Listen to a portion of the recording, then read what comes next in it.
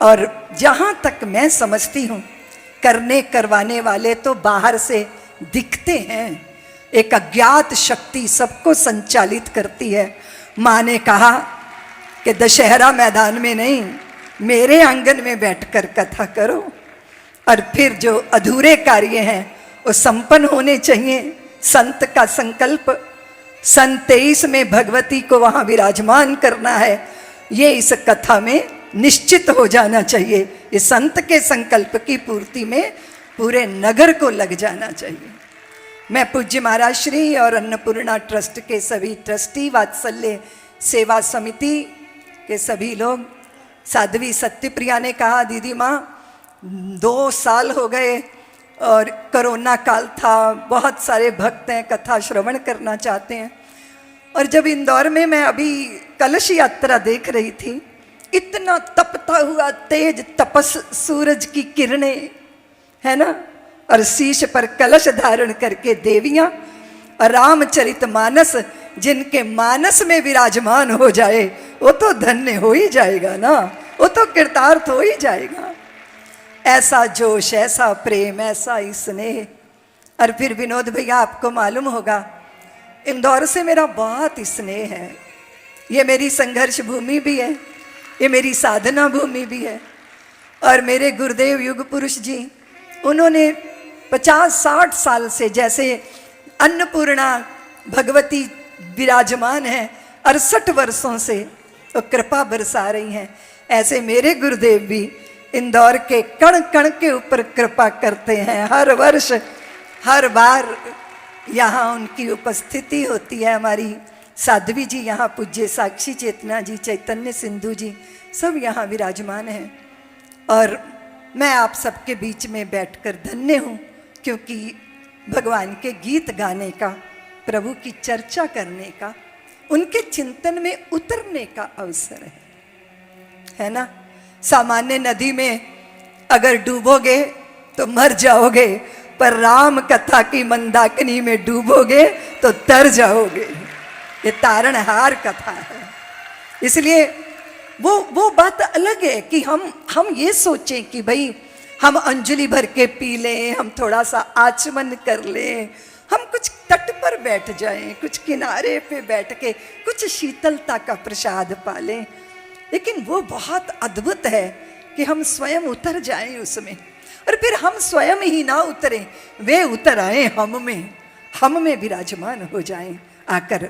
श्री राम का चिंतन, श्री राम की कथा, वे हमारी तेजस्विता को निश्चित करती है। कथा निश्चित करती है कि हम अंतर से मुक्त कैसे हों। श्री राम कथा इस बात की गारंटी है कि अगर कथा में अच्छी तरह चित्त निमज्जित हो जाएगा ना, तो फिर संशयों के विहंग अपने आप, समझ रहे हो ना, राम कथा सुंदर करतारी, संशय विहग उड़ावन हारी, ऐसी ये राम कथा। और फिर राम का हो जाए हम, ऐसा भी तो प्रयास होना चाहिए ना, या फिर हम राम हो जाए।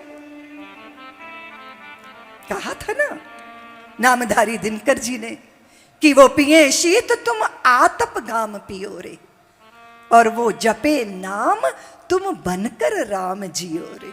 और जिसका नाम गाया जाता है ना, उस नामी का प्रभाव हम पर आ जाता है। तो भगवान से हमारी प्रार्थना कि प्रभु अपनी शरण में ले लो, इस वाणी से आपके गीत गा लें।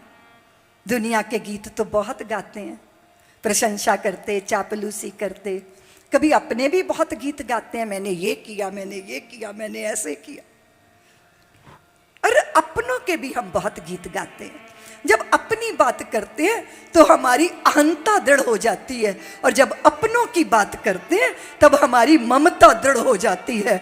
और जब श्री राम की चर्चा होती है तो अहंता और ममता दोनों बेड़ियां टूट के नष्ट हो जाती हैं।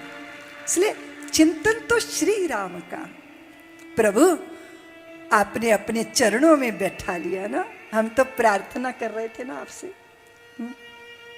एक बात निश्चित है कि सुख की लालसा में जीव ने दुख के ही आयोजन किए हैं।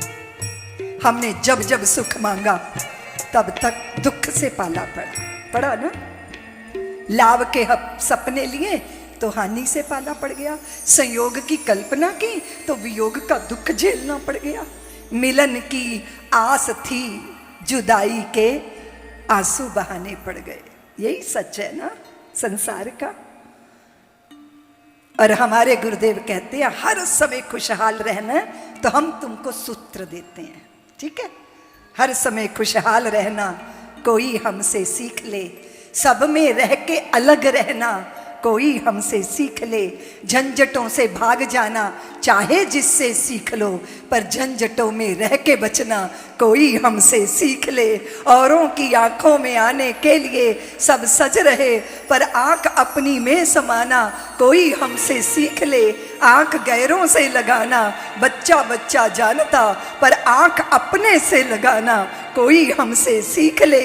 जीते ही जी बचाने के लिए सब वैद्य हैं, हर समय मर मर के बचना कोई हमसे सीख ले। सुख में सुखी दुख में दुखी रहना सभी नर जानते, पर हर समय परमानंद में रहना कोई हमसे सीख ले।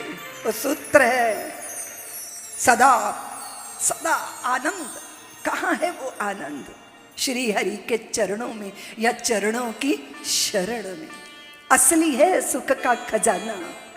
श्री राम कथा हम सब लोग जानते हैं, और आप लोग देखते हो कि भारत की परंपरा को बहुत बार लोग कहते हैं एक बार समझ ली ना तो फिर क्यों पीछे पड़े हो राम कथा के?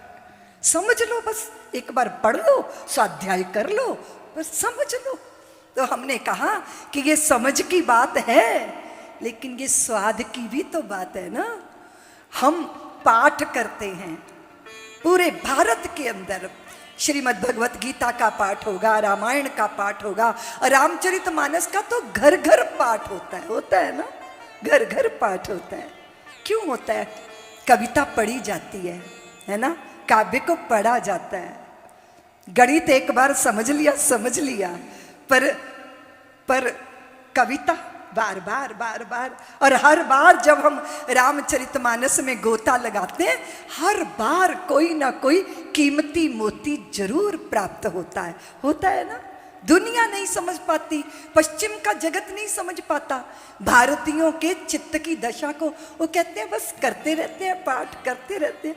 हमने कहा पाठ करते हैं, लेकिन फिर पाठ और पाठी एक हो जाते हैं। प्रार्थना करते हैं, पर फिर प्रार्थिक हो जाता है, प्रार्थना ही रह जाती है। गीत गाने वाला कहीं विलुप्त हो जाता है, बस गीत का गुंजन चलता रहता है। इसको भक्ति का स्वाद बोलते हैं। ये प्रीत का स्वाद है, ये प्रेम का स्वाद है। और ये हम भारतीय जानते हैं कि असली स्वाद कहाँ है। भगवान के नाम में, अभी नाम का स्मरण करते चित्त में प्रभु की झांकी प्रकट हो जाती है, अश्रुपात होने लगता है, हृदय गदगद हो जाता है, रोमावली पुलकित हो जाती है, आनंद में विभोर हो जाता है। कोई खजाना नहीं मिल गया, कोई पद नहीं मिल गया, कोई प्रतिष्ठा नहीं मिल गई, क्या मिल गया? मिले हुए के बोझ से मुक्ति मिल गई। और मिले हुए के बोझ से मुक्ति मिल जाए तो बोझिल चित्त हल्का हो जाता है। इसलिए जब यहाँ आओ तो कैसे आओ? जूते बाहर छोड़ना, पर ईगो भी बाहर छोड़ना, अहंकार भी बाहर छोड़ना। मैं बड़ा हूँ, बड़ी मेरी प्रतिष्ठा है, शहर वाले मुझे बड़ी मान्यता देते हैं। अगर ये सब दिमाग में कचरा होगा तो फिर बात बनने वाली नहीं है। और यहाँ हम बनने नहीं आए, यहाँ हम मिटने आए हैं। मिटा दे अपनी हस्ती को अगर कुछ मर्तबा चाहे, कि दाना खाक में मिलके गुले गुलजार होता है। यहाँ ना कुछ हो जाना ही, अकिंचन हो जाना ही जीवन का परमानंद है। बाबा ने बहुत अद्भुत श्री रामचरितमानस की रचना रची। वर्णानाम अर्थ संघानाम रसानाम छंदसामपि मंगलानाम च कर्तारं वंदे वाणी विनायकं। वो शब्द जो अपने साथ अर्थ रखते, अर्थयुक्त शब्द, शब्द भी छंद, काव्य, गद्य, पद्य, अर्थ सहित। शब्द अपने आप में ब्रह्म है, लेकिन जब शब्द का दुरुपयोग होता है तो वो शब्द तोड़ देते हैं, आहत कर देते हैं, घायल कर देते हैं। छोटा सा भी दुर्व्यवहार किसी का हमारे हृदय में छप जाता है ना। वाणी तो है, शब्द ही तो है। जब कर्कशा बनकर बोलती हो, कर्ण कटु अप्रिय शब्द, शब्द ही तो है। बोलता तो कौवा भी है। पसंद आया कभी तुम्हें?